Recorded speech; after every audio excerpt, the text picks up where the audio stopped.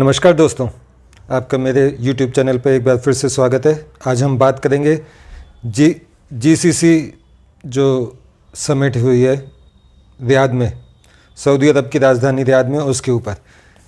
सबसे पहले मैं आपको ये बताना चाहूँगा कि ये जो जीसीसी है ये है क्या। जीसीसी का मतलब है गल्फ़ कोऑपरेशन काउंसिल यानी कि परिषद। तो इसमें जो 6 देश हैं वो इसके सदस्य देश हैं और कर्ता धर्ता भी वही है। 6 देशों में पहला है कतर, दूसरा ओमान, तीसरा कुवैत, चौथा सऊदी अरब, पांचवा यूएई और छठा देश है बहरीन। ये 6 देशों का ये ऑर्गेनाइजेशन है और ये 1981 में इसको बनाया गया था। 79 में ईरान में जो रिवॉल्यूशन हुआ था उसके बाद इनको लगा कि हमारे को आपस में एकजुट रहना चाहिए और हमारे को आपस में कोऑपरेशन करना चाहिए। तब 1981 में इस ग्रुप को बनाया गया था। लेकिन ये ग्रुप अभी तक बिल्कुल हाईलाइट नहीं था, थोड़े बहुत इसमें कुछ होता रहता होगा। लेकिन अभी ये चर्चा में आया जब विदेश मंत्रियों के लेवल की इसमें जो 8 और 9 सितंबर को मीटिंग की गई रियाद में इस ऑर्गेनाइजेशन के द्वारा, उसमें डॉक्टर एस जयशंकर का शामिल होना। एस जयशंकर की ज़िंदगी बिल्कुल ऐसी है जैसे हमारे पीएम नरेंद्र मोदी जी की। जैसे वो बहुत बिजी रहते हैं अपने काम में, ऐसे ही जो डॉक्टर एस जयशंकर हैं ये भी बहुत बिजी रहते हैं। और बिजी के अलावा ये चर्चा में रहते हैं और इंडिया और पाकिस्तान दोनों जगह बहुत लोग इनको फॉलो करते हैं, बहुत फेवरेट हैं ये लोगों के। इनकी रील्स ऐसे वायरल होती हैं जैसे कोई बॉलीवुड हीरो की रील्स वायरल होती हैं।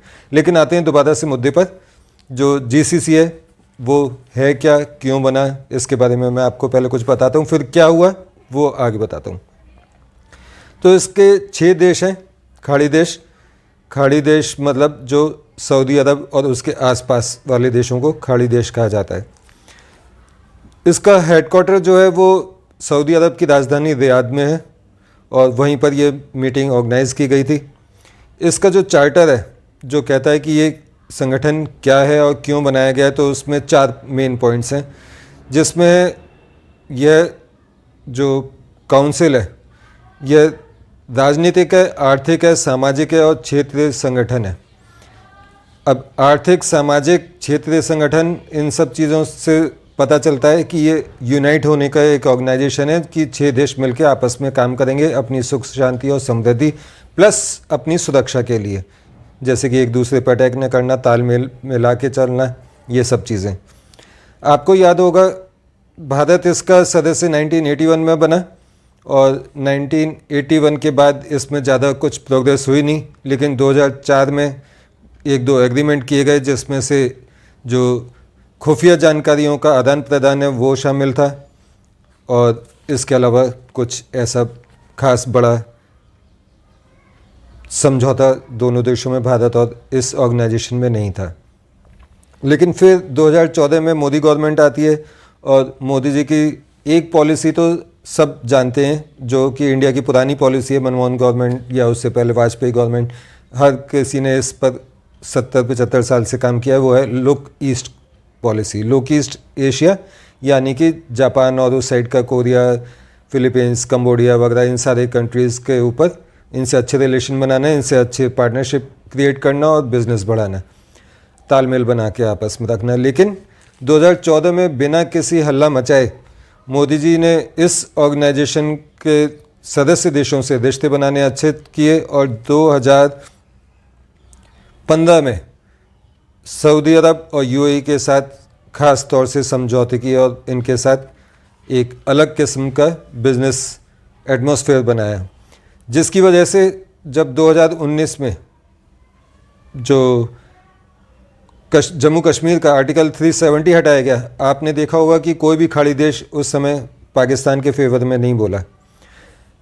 प्लस जो भी सऊदी अरब और यूएई हैं उनका, यूएई का India 3rd largest business partner है और सऊदी अरब का 4th। इसी से पता चलता है कि इन दोनों देशों के लिए भारत की क्या अहमियत है।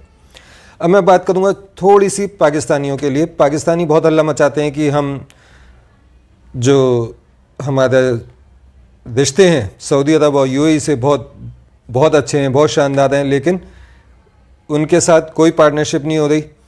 अभी हाल ही में सऊदी अरब के क्राउन प्रिंस अभी भारत में आए और भारत में और समझौते किए गए, बिजनेस के नए प्रोस्पेक्टस जो अलग अलग क्षेत्र हैं उनके ऊपर सोच विचार और बातचीत की गई। तो आने वाला जो टाइम है वो सऊदी अरब और भारत का आपस में बहुत, सऊदी अरब नहीं बल्कि इन 6 खाड़ी देश और भारत का बहुत आपस में मिला हुआ है। भारत की लगभग 9 मिलियन आबादी इन देशों में काम करती है। प्लस 2021 में इंडिया वर्ल्ड का लार्जेस्ट रेमिटेंस पाने वाला देश बना, जिसमें से 50% जो अमाउंट था वो इन 6 देशों से ही भारत में आया था, जिसका अमाउंट है कई बिलियन मिलियंस में है। तो इस तरीके से इस क्षेत्र की भारत को भी ज़रूरत है और उन्हें भारत की ज़रूरत है। अब बात करते हैं कि जो ये मीटिंग हुई थी एस जयशंकर की इस काउंसिल में जाने के बाद, तो ये 9-10 से जब होनी थी उससे पहले ही जयशंकर जी पहले पहुंचते हैं और पहले पहुंच के वो 1-on-1 सऊदी अरब, यूएई, कतर वगैरह ये जो 6 देश के फॉरेन मिनिस्टर आए थे उन सब से अलग अलग बात करते हैं। इसमें ख़ास बात यह है कि जो कतर के फॉरेन मिनिस्टर हैं वही कतर के प्राइम मिनिस्टर भी हैं, यानी कि एक साथ 2 काम।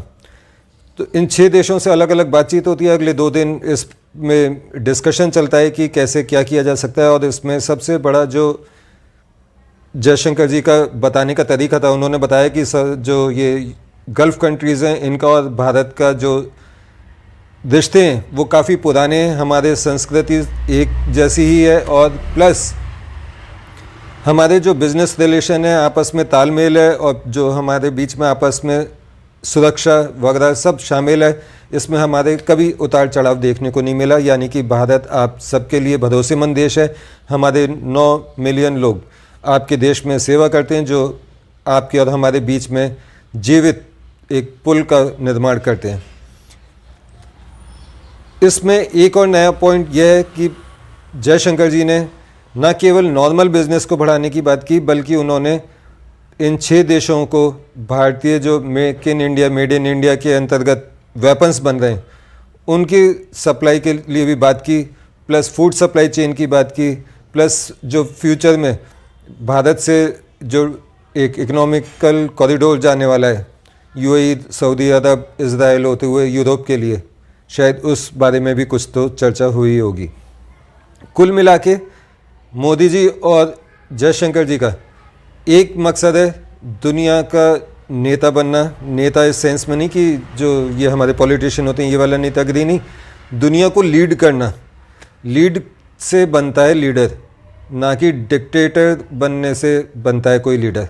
तो ये लीड करने वाले 2 लीडर हैं और ये पूरे विश्व में छाए हुए हैं आजकल। जयशंकर जी इतने बिजी लाइफ है उनकी कि 2 दिन की ये यात्रा की और यहीं से तुरंत वो निकल जाएंगे जर्मनी की यात्रा पर। तो आप इसी से समझ सकते हैं कि वो कितने बिजी एक मिनिस्टर हैं, जिन्हें शायद बहुत ही कम टाइम मिलता होगा अपनी फैमिली को देने के लिए। हमेशा वो हर देश से अपने भारत के रिश्ते बनाने में या जो भी इंडिया की पॉलिसीज़ हैं उनको इम्प्लीमेंट करवाने या करने के लिए इधर से उधर जाते रहते हैं। तो ये था आज गल्फ़ कॉपरेशन काउंसिल के ऊपर वीडियो। आपको कैसा लगा? अगर पसंद आया हो, कुछ इन्फॉर्मेटिव लगा हो तो आप मेरे वीडियो को लाइक कीजिए, सब्सक्राइब कीजिए और जो बेल आइकन है उसको हिट करना बिल्कुल भी मत भूलिएगा। मिलते हैं अगले वीडियो में, तब तक के लिए मुझे आज्ञा दीजिए। नमस्कार, जय हिंद।